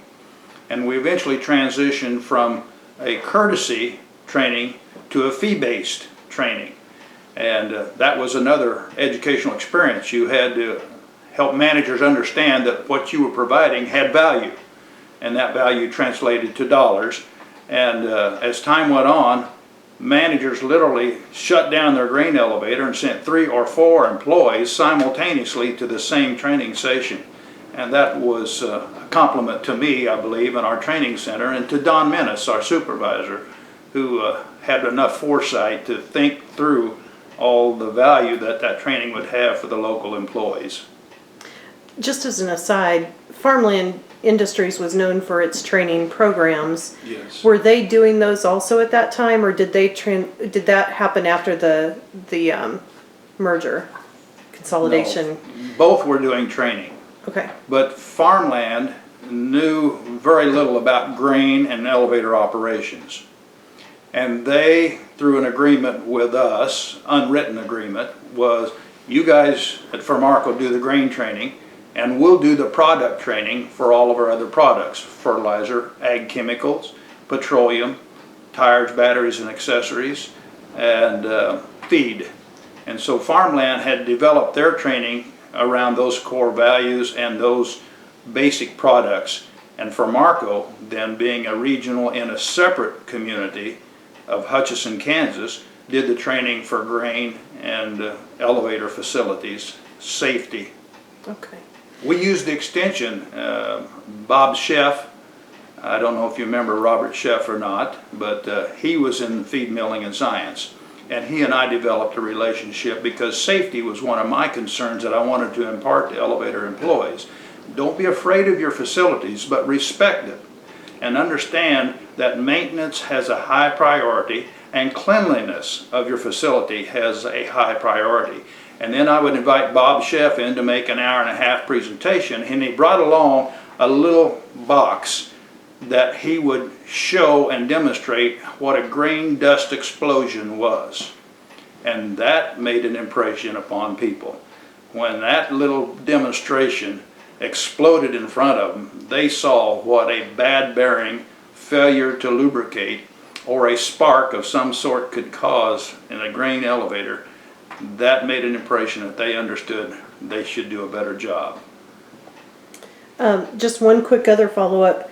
So, so as you started charging for training, a fee for service per se, Farmland was still giving theirs back as part of patronage or as a return to their customers. Is that correct? Well, about the same time, they also transitioned for a fee base. Oh, they and, did. Okay. There was a charge for each day of training, various rates depending on the program. Okay. So going back to your relationship together and your time at Farmarco, as you headed towards retirement and you had seen John develop through his career, did you remain kind of and maybe this is more of a question for John, but were you a sounding board, an advisor, a champion? What was your role in your relationship? Actually, our role was pretty much quote as equals. I looked towards Don Minnis as our leader, and we could have had a better one. Even though he was not that much different than myself in age, I assume John almost felt of him as a father figure because of his wisdom. He was unique in planning and preparation and as a trainer himself. And it was his skill, I think, that helped us do our jobs. That's my impression. All right. Don Minnis was a unique individual. He had not only visionary capability, but he had detail skills. Don Minnis started his career in cooperatives as a bookkeeper and then eventually became a general manager, and his second management position, I believe, was at Haven, Kansas, where he stayed for a number of years. One of the things he did each year for the annual audit, when the auditor showed up, he had a friendly wager with the auditor that the books would come out with a certain value for local earnings and certain value for regional patronage, and that the books the auditor would not find more than $10 difference in the postings that they had. And Don Minnis prided himself that in every year but one, he won the wager with the auditor. So Don was a very visionary, and he was the one that conceived this idea of careers and cooperatives because he knew how difficult it was to find quality help. You could find people that would push a broom, but not people that would think on their feet and would look for ways to help the customer or the farmer and cattleman or rancher in that community. And so Don said, let's develop this program where we have a career step for people to start at a cooperative, and with the help of a scholarship they can go to school, get at least a 2-year degree, and then come back to the local cooperative and be a candidate eligible for employment full-time. He does not leave his community. He stays where friends and family are, but he is a vital, important person now in the economic life of that community working for the cooperative. How long did that program go? That program continued. I started in 1974, and that program continued through, I guess, 1980, probably at its peak. And then Farmland wanted to transition to a 4-year degree program and affiliated with Park College in the Kansas City area to provide a 4-year degree as opposed to a 2-year degree. But we had, I think it was 10 or 11 junior colleges junior colleges in the state of Kansas that I had followed up with, helped them with their curricular, sat on the boards of many of them. In fact, Mid-America Nazarene College was one of them, and that became part of their missionary program. They worked with K-State for a student to finish up a 4-year degree, but they started at Mid-America Nazarene with a 2-year careers and cooperative program. So John, you worked for both local and regional cooperatives. Yes. You were a teacher, then you went to Farmarco, And then when did you transition to the local cooperative? Well, I transitioned immediately to the local cooperative from my Oh, well, that's educational true. career at Scott City. And so I spent 10 months or 9.5 months there at Scott City learning the ropes. Then I went to Farmarco as a regional cooperative, and many times I helped pinch hit with the fieldmen when they had extra work to do. I was on the road following up with things that the fieldmen were doing because we couldn't get around to all of our members quick enough. Then we merged Farmarco and Farmland Industries, and that took me to Kansas City then in 1977. And I became a part of the Farmland Educational and had responsibilities in for the grain training classes, and we developed several other programs to enhance that experience for students. And then in 1983, I chose to go back to local cooperatives into general management work. And I went to Girard, Kansas at that point and was there for 4.5 years. Came back then to Farmland Industries at the invitation of the CEO. He wanted me to be a part of a team there. I had managed to find enough experience at the local cooperatives in Scott City and Girard that they felt that I had some value to help with some of the farmland programs that they wanted to complete. Great. So what were the differences for you, having worked in both local and regional? And Rod, you could speak to this too, because you also worked local and regional. What was it like as an employee working for the different, I don't know if I want to say levels of cooperative, but what were the working for either the local system or the regional system, or was there a difference to you as an employee? Go ahead, Rod.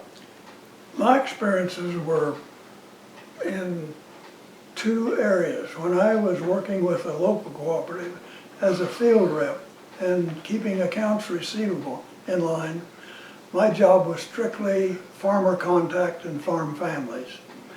So when I was with the Dodge City Cooperative Exchange, I was working for 500, I should say 900 eventually, started out with 5. By the time of a couple of mergers, I was working with 900 plus farm families, pretty much direct. And of course, had slight involvement with other employees and management. When I was a regional rep, my relationship, and initially I got the impression that a lot of fieldmen felt they were salesmen, as a conventional traveling salesman, selling products. I never took that example because I was so greatly outnumbered. I had enough accounts and enough geography that if I got there once a month, I was lucky. And a lot of times, sales reps need to be there almost weekly if they're going to, quote, pick up the order. So I never worked at picking up the order. What I worked at was meeting with managers, offering to help them, training their boards of directors to be effective directors, helping to train their employees because I felt I had the experience and the know-how. So my relationship then was with managers, occasionally groups of employees, and occasionally board members.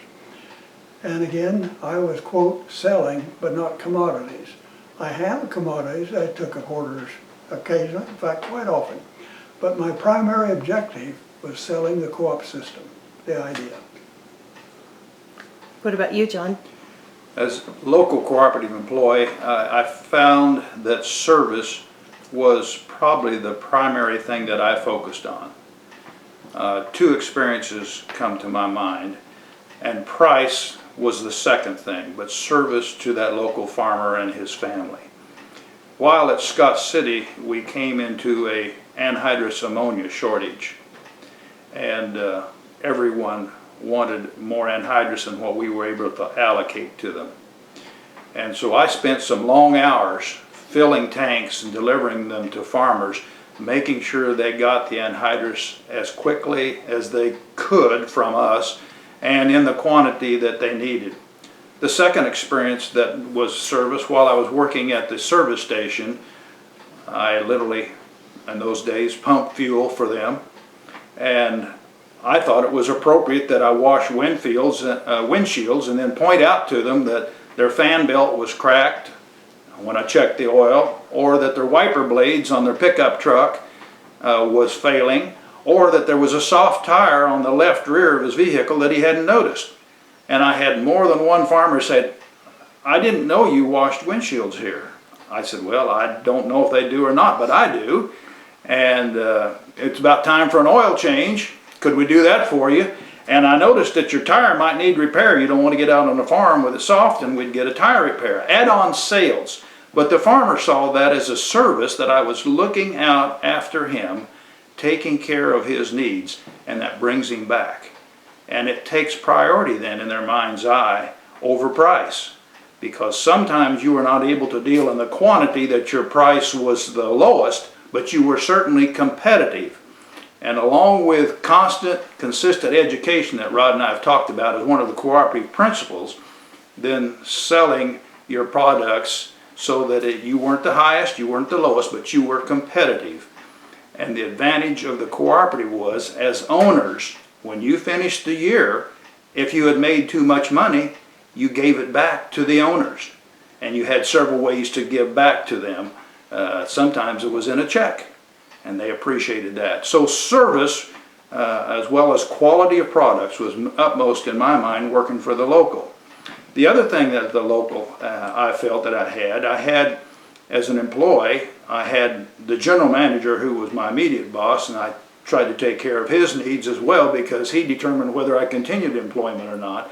But the other employees, you develop a relationship with them and you respect their knowledge and their experience.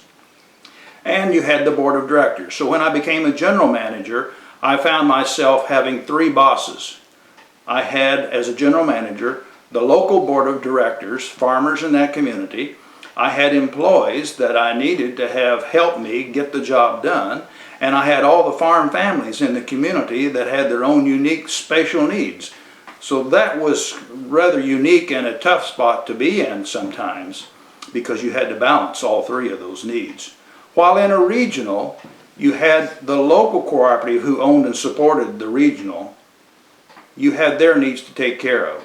So it was timeliness in delivering the service and answering their questions. And one of the questions I always worked into every call that I made on a local cooperative is, if there was one thing that you would wish that I would change or that the regional change, what would that be?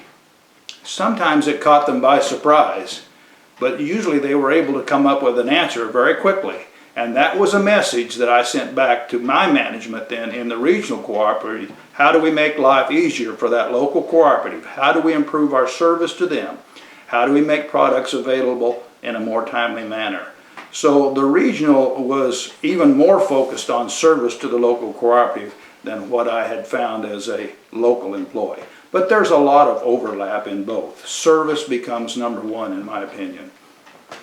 Did either of you prefer working locally or regionally, or did you have a preference of one or the other?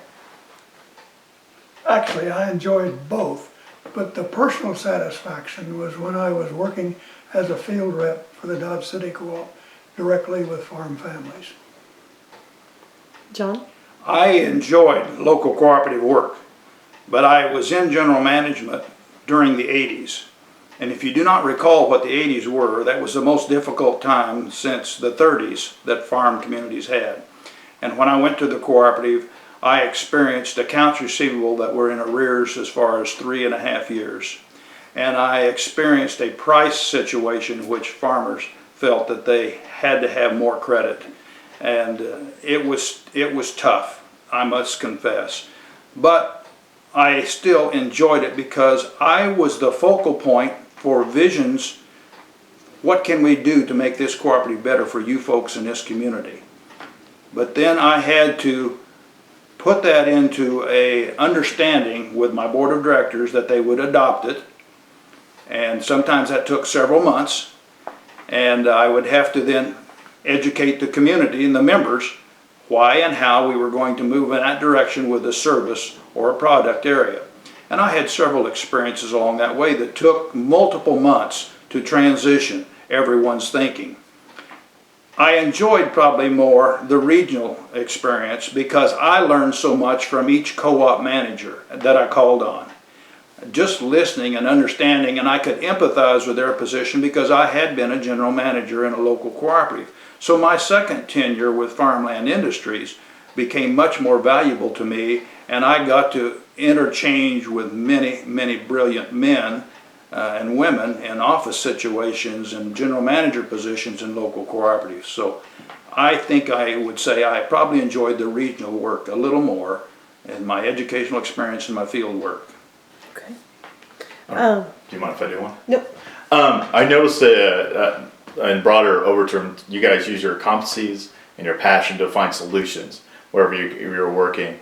And one big part is education, obviously, is one, service. And how did those kind of steer you through those difficult times? Can you give me an example, or do you think that was important? Having those competencies and the passion and bringing those to bear. You said you're lucky, but yeah, it struck me when you're doing the dynamometer story about how much critical thinking that had to be. Of course, after hindsight 2020, it's easy to see. But did you enjoy those moments, find those solutions? Oh, you bet. And I think primarily because, again, selfishly, my greatest joy came from those direct results instantly with farm families. And the examples I've given are just a few. With the complexity of agriculture, there's unbelievable numbers of opportunities. And again, it comes back, if you got the knowledge, you got the power, we're back to education again. I found that if I could offer a solution to farmers and board members, they more readily accepted it as I explained the financial and member opportunities that were behind it. I'll think of a couple examples here with you. One of the things that we needed was longer hours at our co-op service station. But my payroll would not allow me to pay overtime or hire additional people if I was going to be a responsible general manager. And seeking out farmland petroleum people, we came up with a solution, what we referred to as card troll. And we connected through the computer for after-hours purchase of gasoline and diesel fuel that they could use a cooperative card or a credit card and purchase fuel. So now we became a 24-hour supplier of fuel. So Mrs. Farmer could stop by and fill up the school delivery wagon that she was taking kids to school and after-hour practices, get gas anytime. Another one was I had to convince the board that hiring 3 women in the office to do books and send out monthly statements was a redundant enterprise.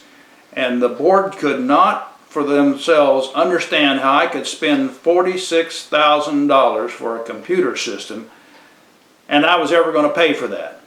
So that took a long time for them to explain that when I got the numbers in that I could do a balanced month-end statement and print the statements, not have the ladies sitting, writing it on by hand, all the tickets, drawing a line on the card, pulling down the balance, entering a new balance on the statement, multiplying in a factor times 7 or 8% on interest charges, and have to determine what was a month late and what was more than a month late, and then stand at a photocopy machine and reproduce those copies, fold them, and then stick them in an envelope, lick the envelope, and then lick a stamp. Something as simple as a postage machine and a computer system allowed us to advance and reduce our employee expenses. And those are the kind of solutions you have to work through to help a board and a community appreciate their business and also maintain the profitability of the business. There are a lot of other examples I had during that tenure of my last cooperative that were very good, and I took a lot of pride in those kind of things that we did. Thanks. Good question. So we're going to come back to kind of some of this idea of good management practices and things. But first, I want to go, you mentioned that Farmland and Farmarco merged. Yes. And what was it like as an employee when you see that your regional cooperative is going to merge in? And John, were you still in Farmarco at that time? Yes, or were I was. You were, okay. I didn't know if you were in local management or Farmarco. So you guys were employees and you saw your cooperative merge, were you worried as employees? Was there education out to the masses, or how was all that handled? I was first fearful. Didn't know if farmland felt like we had value in the department we were in when we merged, and obviously the management of both regionals were looking for efficiencies. And we found that there's some 75 to 80% of our membership in both regionals overlapped. And so it was a good management decision. But I personally was concerned about my family's future, my career employment future, and of course my direct supervisor, Don Menace, took great care to help us understand that our positions were going to be preserved and we would just be part of a bigger organization.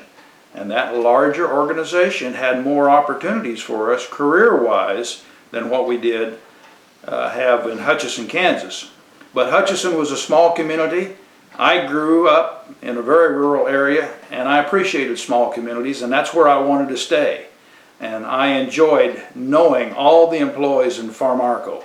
They were all friends as well as compatriots, and we all had the same focus. How do we be able to handle the grain from that local cooperative more efficiently, better pricing?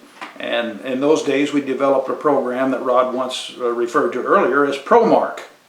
And that was a program that helped local cooperatives and farmers join together to improve their marketing of hard red winter wheat. And that was a great deal of pride I had in presenting that program to membership meetings all over the states of Kansas, some on the edge of Oklahoma, and all over the state of Nebraska. That I'd hold night meetings. You see, sometimes like I would just change my suitcase and my socks, and I was back out on the road conducting more meetings to explaining it. But one of the things that stimulated me was when I got back from one local meeting, my supervisor, Don Menace, called me in and he said, I just want to share something with you. You had a meeting last night at XYZ, and I said, yes, I did. He said, how'd that go? And I said, well, I thought it went very well. I was able to answer all the questions. Well, he said, I have some news for you. That manager called me this morning at 7:30 and told me of all the meetings he's had at his cooperative in the last 10 years, that was the best meeting he had ever had from a regional employee. Well, that lit my fire. That turned on my afterburners and made me want to do a better job and make sure I was well prepared for every meeting that I attended and hosted. Rod, do you have anything to add to that on? John said it very well, and it's so true. Okay. So so you had this transition. What was the biggest challenge while you were merging? Because you said you're going from a small company and now you're going to a larger company and it's in Kansas City.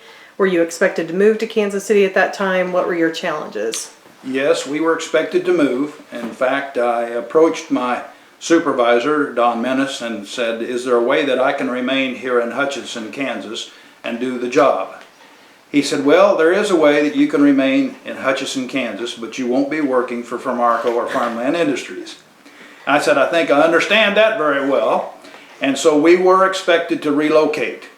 And that was reasonably comfortable because the company helped out with many of the expenses.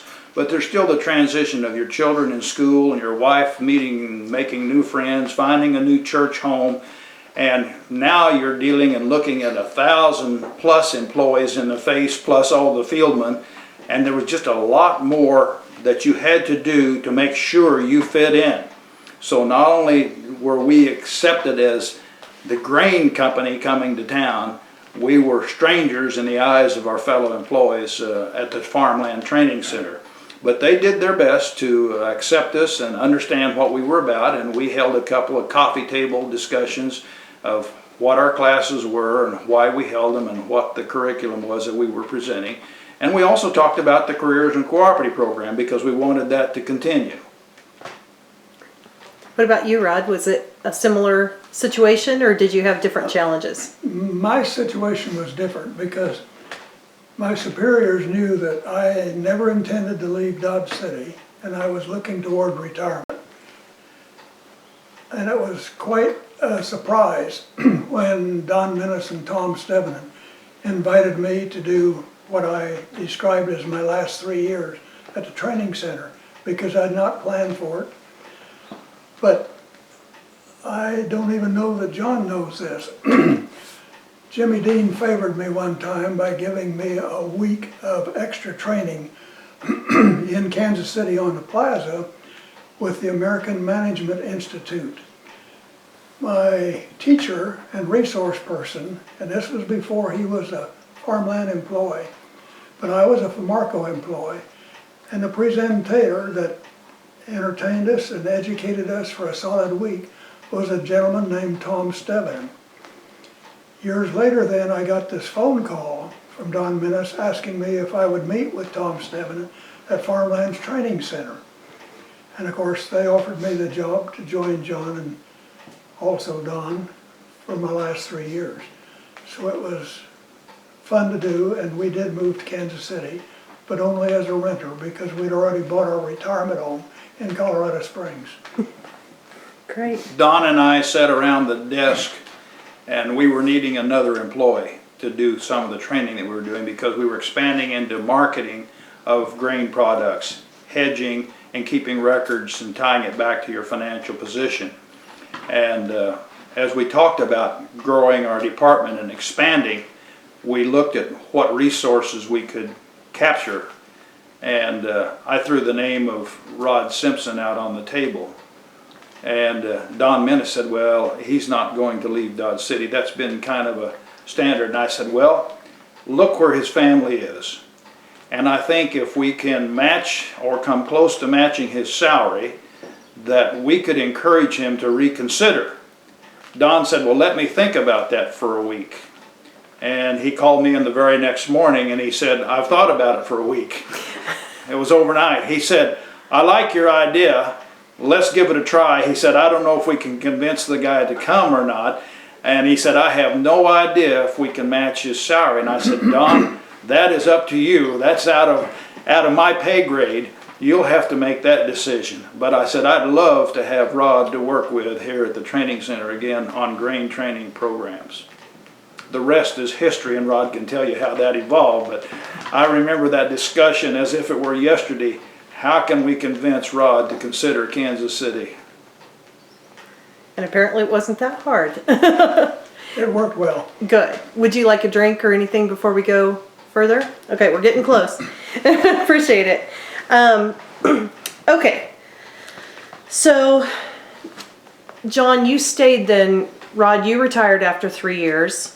And John, you stayed with Farmland. Did you stay through their bankruptcy or had you retired before then? Neither. I stayed, Rod, what year was it you retired? 82. 82.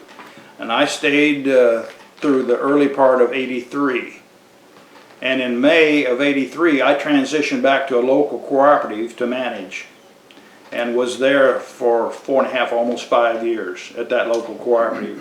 When the CEO of Farmland Industries, a new CEO we had run up against a wall as far as the Kansas managers were concerned. We were, and I say we because I was a Kansas manager at that time, we were finding farmland lacking in some of their service and some of their pricing. And they would not consider some of the suggestions we were offering to them. For example, I was being able to purchase fertilizer from another supplier and have it delivered at my facility for $14 to $16 a ton less. And Farmland would not budge in terms of their pricing. So I came up with a solution. I said, I know where you can buy it, out of the port of Catoosa, and haul it in here for less. And Farmland, again, would not budge. And Farmland had begun to take on a bureaucratic approach to their service to customers in those late 80 years. And so consequently, the Kansas managers had formed their own association, a loose-knit group that met 3 to 4 times a year to talk about what we needed to do and how we go about it. And one day we were in that meeting and someone said, we need to have a chairman to head this up. And my name surfaced and came to the top, and I was elected as chairman of the Cooperative Managers Association. So I had been in that position for a couple of years, and Mr. Rainey, who had come outside of the cooperative system to Farmland Industries, began to look at how he could get the co-op managers rallied around to support their own regional. And he came to me and had a private visit at my cooperative, and 3 months later I was extended the invitation to come back to Farmland Industries. And I don't know if he liked some of my ideas or liked what I had done. He could tell that I was still supportive of Farmland Industries because my cooperative owned a large chunk of Farmland Industries. We had a great deal of dollars invested in equity. We were also a central mix mill for Farmland Industries in that particular geography in the feed business. So I was still very much attuned to farmland and felt that farmland, with the suggestions of the local managers, could do a better job. And I found then myself transitioning back in 1988 to Farmland Industries as an employee from the local cooperative work. Which local cooperative was that? Producers Cooperative in Girard, Kansas, okay. Southeast Kansas. So when you went back to Farmland Industries, were you back in the education area again, or what was your role now? I was invited to become an area fieldman. Okay.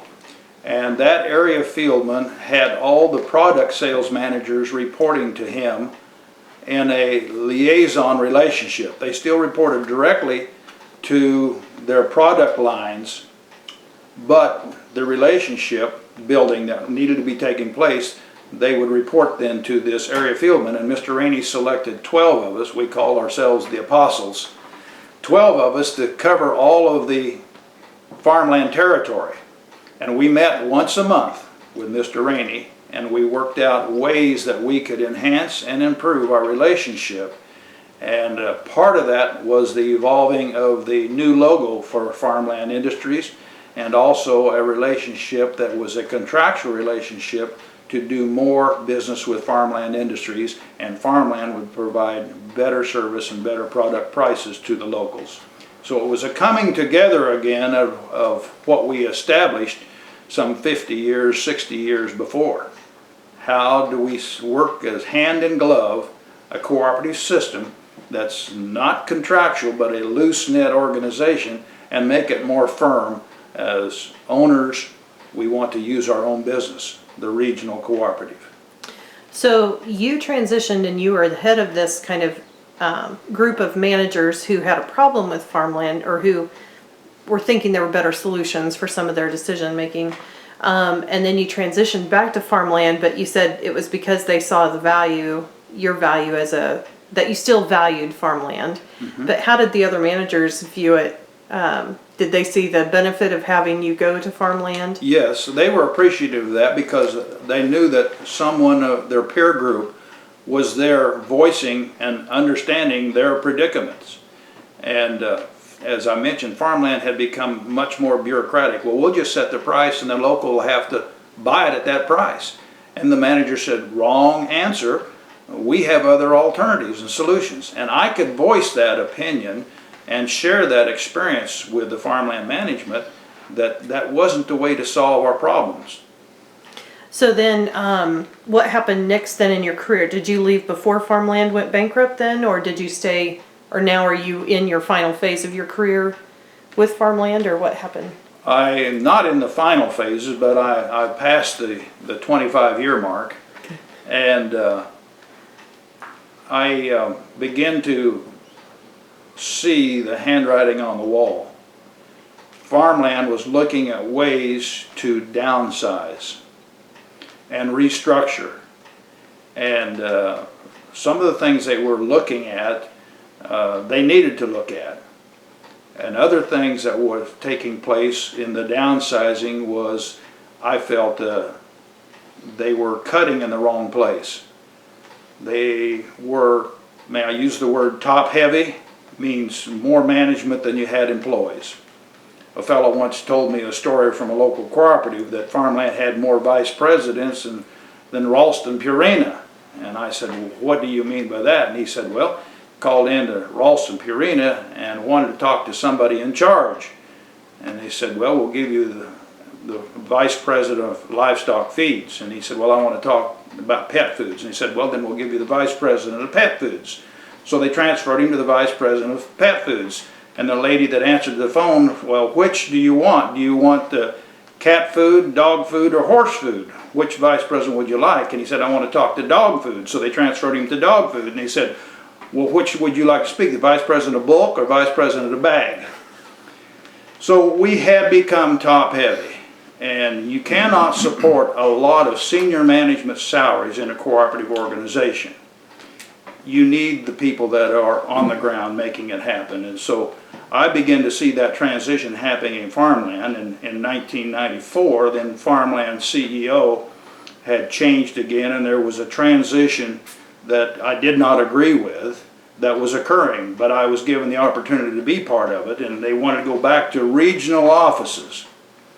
Well, that entire move was a bad mistake, and it was a move that we became very expensive to do business with again, because you had to maintain an office, you had to relocate people, and again you had multiple vice presidents in charge. And so that transition was awkward. And the CEO one day had a meeting and said he was going to install a new computer system. And this was along in 1998. And I was tapped as one of the people to become a part of that transition, to redefine the business processes, business practices, and the movement of paper within farmland industries, and try to solve all those with a computer system that would let us further downsize. So I, at that point, transitioned into a uniquely formed company called One System Group for Farmland Industries. And that was an entity that was created in a partnership with one of the big 8 firms and farmland industries to establish new business processes. And that was then to transition just ahead of Y2K, or the year 2000, in the computer system.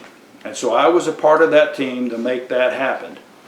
And as sometimes happen with the process, it balloons and it grows and it got delayed. Well, we made the Y2K and we made the date and made it happen. But the processes after that was not fully installed and not fully accepted by those in farmland industries. Well, then in the following 3 years, I sat in the same chair and worked for 3 different companies. The company that I was referring to as a One System Group then became an independent company, and the big 8 firm bought out farmland industry share. And a year later, they sold out to another company, and I sat in the same chair and then worked for another company, a 3rd company. And then in 2005, that was when my career came to a close, and I retired at that point. Okay, great. So you both saw that some co-ops were more successful than others. You saw good managers, bad managers. What do you think the key factors were in the success of the good co-ops? Successful co-ops. I see a couple of things there that differentiate. I don't know as I like or appreciate the term good and bad, but successful and unsuccessful. One of the things that you have to do as a general manager is listen. And if you don't listen well when you're a general manager, you will not be successful. And you must understand the position of the farmer, producer, or the employee, or the regional cooperative as you're making your own decision. But tied with that is an appreciation for margins. You must have margins, or that profit on your products and on the grain that you handle, to be able to pay your expenses. So it becomes a very tight juggling act to manage your margins and manage your expenses. And you must understand that and understand it well, not just hope it's all right at the end of the year when the auditor comes. And the other thing that you have to have is you have to have good employees that you stimulate and explain the value of the cooperative system, who the real boss is the customer, and allow your employees to have some latitude in making decisions. So you establish parameters for them to work within and take care of the customer. So those are the two things to me, or three things that I think is very important from a local cooperative, making a successful manager and an unsuccessful manager. I heard a manager once in Colorado explain that he felt like his job as general manager 90% of the time was used in protecting the business from the folks who owned it. Now, I'll explain that in that a farmer always wants to buy cheaper than what he's buying today. He does not want to pay as much for the product, but he expects more service. And getting the customer or the owner of the cooperative to understand how a cooperative system works becomes very important. If you don't have sufficient price on your products, you can't offer the services, and at the end of the year your expenses are greater, and we call that a loss in business. And a couple of losses in a row, you become unsuccessful. And the board of directors then has to make a change and find a new manager, so you lose the continuity you have in any programs. So I think it's important, as I said, listening before, but education is a continuous process in cooperatives. Rod, your thoughts? That gentleman that John just described was named Benny Davis, and over his career he helped at least 20 other individuals become key employees in the cooperative system. I think the one thing I would add to what John has said is if there's a passion to help people, that impetus is going to, if it's accompanied by business acumen, get the job done as it should be. I have had trouble admitting it even to myself, but too often cooperatives get top heavy because they have managerial people who are there for the job rather than having a passion to help the membership. And when John mentioned this thing of being top heavy, I still remember helping Tom Stevenin with his doctorate by describing some mistakes I thought that farmland management had made during the merger. And I was hurt deeply when Tom was escorted out of his office by an officer of the law told never to return. And it just didn't make sense, and it still hurts yet to this day. And that's because that happened by a leader who did not, quote, in addition to having passion, didn't even have good common sense. Top heavy. Wow. Why do you think some co-ops fail? I mean, you talked about the bottom line with and not minding the margins, as it were. But do you think it's board and management that lead to a co-op's failure, or do you think it's, you know, you talked about managing in the 80s and there were a lot of economic challenges, and we're heading into a period of economic challenges for co-ops. What do you think have the biggest impact on a co-op remaining successful?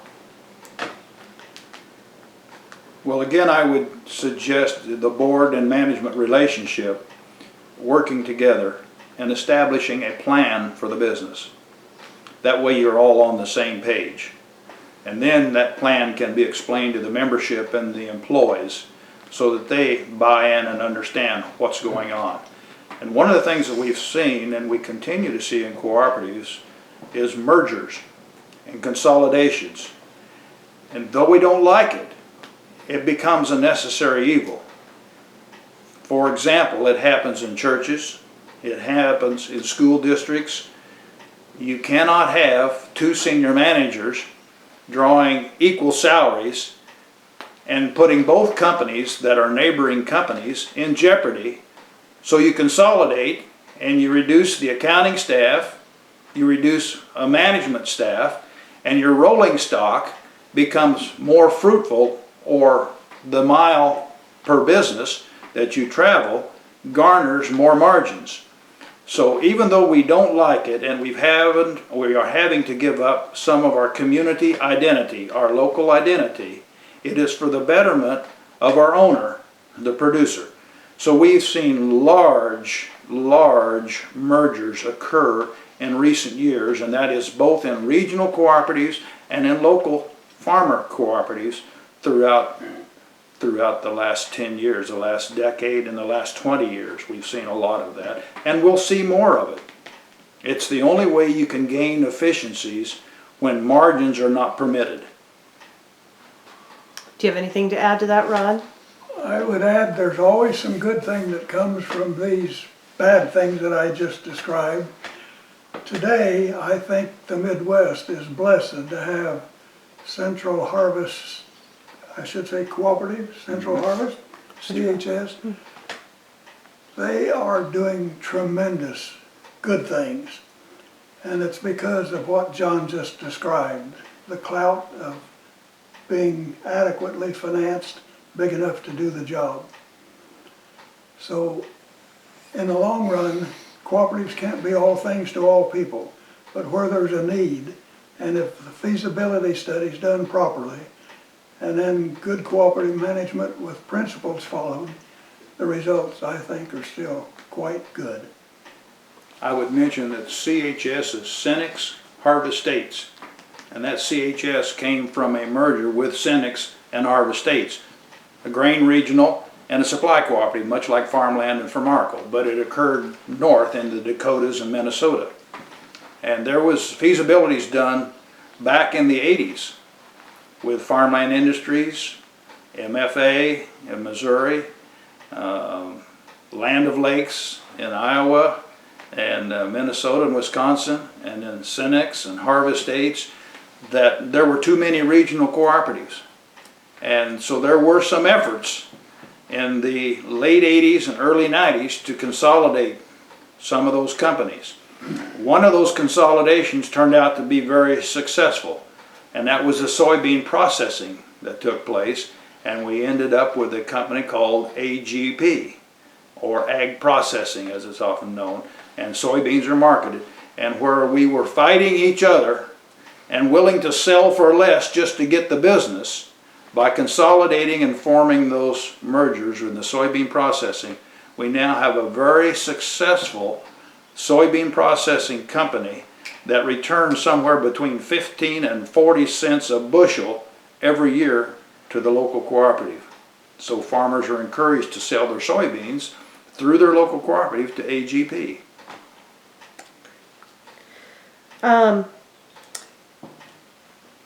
What, I guess along with the mergers, what advice would you give to local managers or board of directors as they're trying to make these decisions?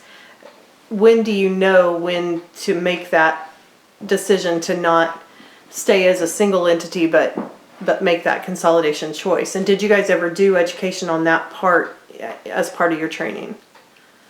Yes, I did a number of participation in feasibility studies and presented information to local members of neighboring communities, what the benefits are.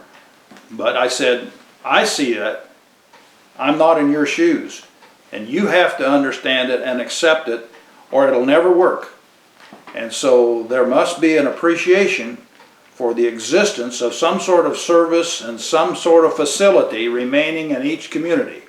If you merge and take everything away from one community, they're not for it, because they see it as losing services and losing accessibility and losing employees or opportunity for employment in that community. So there must be a win-win, and sometimes a win-win-win all the way around for three entities to be involved. And it takes time. You cannot rush into it. You cannot move through it in a 6-month period. It will take sometimes up to 3 years to make it happen.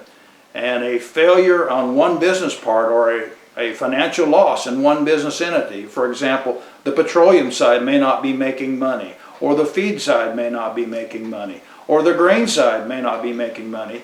And when members realize that there is no profit in that business, they become more willing to understand and accept that the consolidation will put them back on a financial footing that's solid.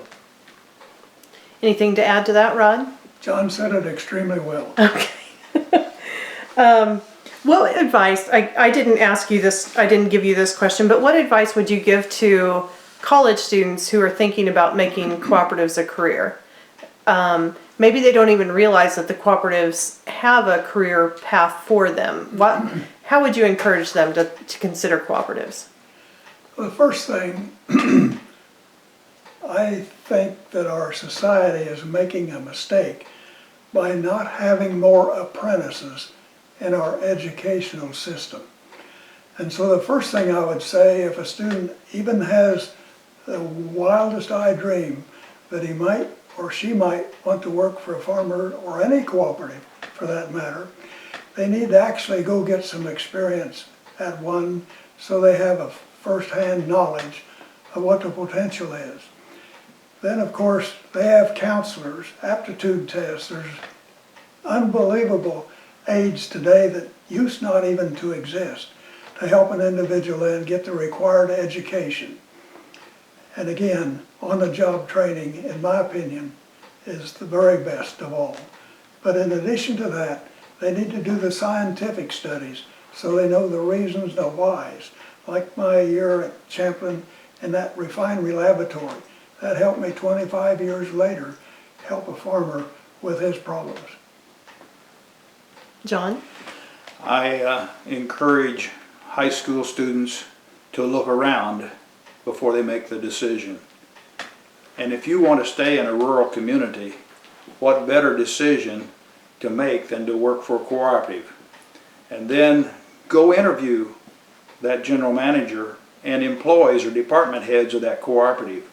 And they'll find that they may not make the largest salary in the world, but they've got many other amenities that are far superior and of more value to a family, to a wife, to a husband, than going to a big city.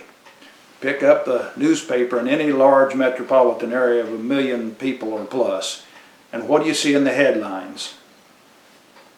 Blood, shootings. And if you don't want to be a part of that, you want to stay in the rural area, a local cooperative is a fine place to work. And the cooperatives have come a long way in both salaries and benefits in the last 35 to 40 years. And they're needing people with technical skills. We need now people that program computers at local cooperatives because we need to do unique things in our accounting and our patronage to keep track of that, tax papers, payroll. And so we must have someone that programs that computer. Where do you find that person?